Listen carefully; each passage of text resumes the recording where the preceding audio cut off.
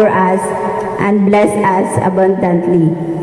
This verse illustrates that when we give, God promises us in return, often in ways that exceed our expectations.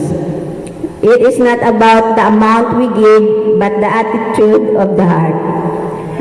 Whether we give cheerfully, sacrificially, and with the right motives. As we honor God with our tithes and offerings, we participate in His walk on earth and experience His blessings in our lives. So I will now invite everyone to fill our basket with our tithes and offering.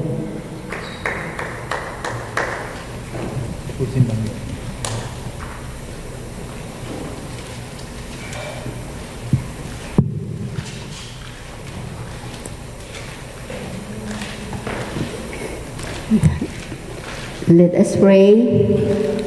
Heavenly Father, thank you for your abundant generosity. As we give today, open our hearts to be more generous. Reflecting your love, bless these offerings to further your kingdom and bless us as cheerful givers. In Jesus' name, amen.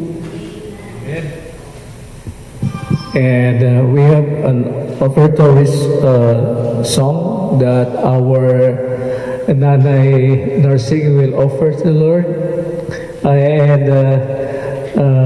The song is